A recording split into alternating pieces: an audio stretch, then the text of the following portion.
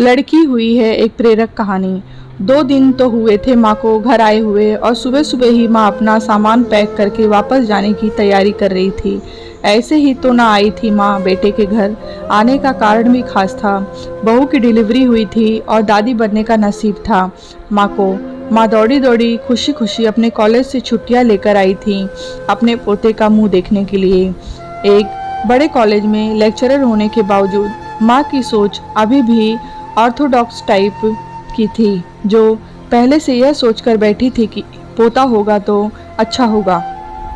माँ के अरमानों पर तब पानी फिर गया जब बहू ने बेटे को नहीं बेटी को जन्म दिया। हालांकि माँ यह सब अपने चेहरे पर दिखाना नहीं चाहती थी, लेकिन उनका बर्ताव सारी बातें बयां कर रहा था।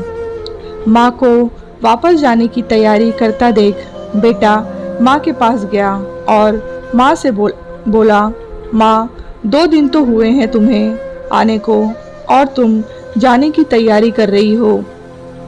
अरे बेटा, तुम तो जानते ही हो कॉलेज फिर से शुरू हो गए हैं। तुम्हारे पापा और मेरे लेक्चर फिर से शुरू करने पड़ेंगे। ज़्यादा छुट्टियां भी तो नहीं ली थी मैंने।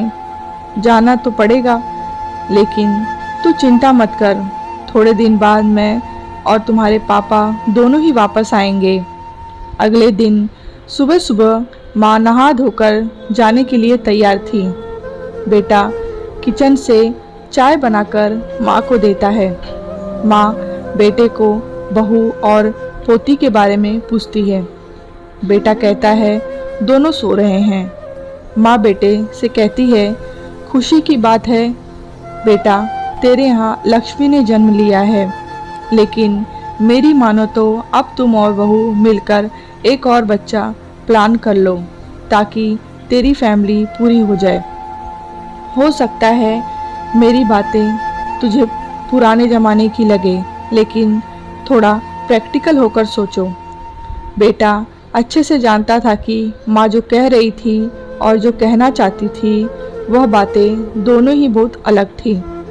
बेटे ने अपने जेब से अपना मोबाइल फ़ोन निकाला और उसने कई मैसेजेस माँ को दिखाए और बोला, देखो माँ, तुम्हारी बात तुमसे पहले यह दर्जनों लोग मुझे मैसेज में कह चुके हैं। हर कोई डायरेक्टली या इनडायरेक्टली मुझे यही कहने की कोशिश कर रहा है कि बेटा होता तो अच्छा होता, या फिर आगे बेटे के लिए ट्राई करो। माँ तुम चाहे मुझे जो भी समझाने की कोशिश करो, लेकिन मैं यही कहूँगा कि तुम और पापा दोनों ही अभी भी पुराने सोच को पकड़े हुए हो। और ऐसा मुझे इसलिए कहना पड़ा है क्योंकि अगर मेरा बेटा होता तो आज इतनी जल्दी जाने की तैयारी ना कर रही होती और उसे अपने हाथ में लेकर यहाँ से वहाँ खिला रही होती, और पापा भी यहाँ पर होते। 21वीं सदी में जी रहे हम, फिर भी ऐसी मान्यताएं और आप दोनों से मुझे यह उम्मीद न थी। आप हजारों बच्चों को लेक्चर देते हो और खुद इस तरह के विचार रखते हो। अगर आप ऐसा मानते हो कि बेटा और बेटी दोनों होंगे तभी फैमिली कंप्लीट होगी, तो मेरे सवाल का जवाब दीजिए कि मैं अकेला क्यों हूँ, मुझे कोई बहन क्यों नहीं है। माँ के पास बेटे के सवाल का कोई जवाब न था। वो अपनी नज़रें झुकाए वहाँ से चली गई। बेटा अपनी माँ से बहुत प्यार करता था। वह बिल्कुल उनका अपमान करना नहीं चाहता था, लेकिन गलत विचारों का समर्थन करना भी उसे ठीक नहीं लगा। यह सारी बातें बहू ने भी सुन ली थी। बेटे ने उसके पास जाकर उसका उतरा हुआ चेहरा देखकर उसे समझाते हुए कहा, देखो चारू, तुम्हें माँ की बातों से या किसी और की बातों से परेशान होने की ज़रूरत बिल्कुल नहीं है। मुझे कोई फ़र्क नहीं पड़ता कि मुझे बेटा हुआ है या बेटी। मेरे लिए यही बड़ी बात है कि मेरी बेटी स्वस्थ और खुश।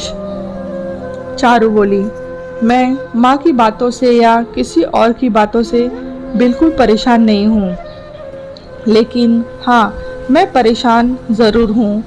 मैं एक समाज सेविका हूँ और मैं हर दिन कई लड़कियों से मिलती हूँ। अचरज की बात है कि मुझे आज तक एक भी लड़की ऐसी नहीं मिली जो कहती हो कि लड़की होने की वजह से उसे अलग तरीके से ट्रीट ना किया गया हो या कुछ सहना ना पड़ा हो। मैं खुद एक औरत हूँ और इस बात का अनुभव मैंने भी किया।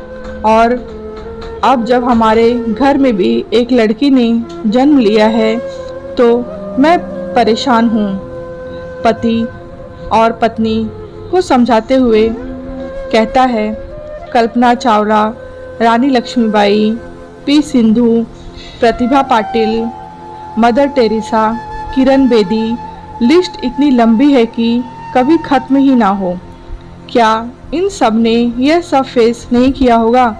ज़रूर किया होगा, लेकिन उन्होंने दुनिया को जो साबित करके दिखाया और जिस मुकाम पर वे पहुंची हैं वही हर लड़की को हौसला देने के लिए काफ़ी है। और इन सब में से जो सबसे पहला नाम आएगा जो हमारी बेटी का हौसला देगा वह होगा चारू शर्मा का, यानी कि तुम्हारा। हमारी बेटी की हिम्मत और ताकत बनोगी तुम। इस कहानी के बारे में आपकी क्या राय है कमेंट बॉक्स में बताएं। लाइक करें, शेयर करें और भी कहानियाँ सुनने के लिए चैनल को सब्सक्राइब करें।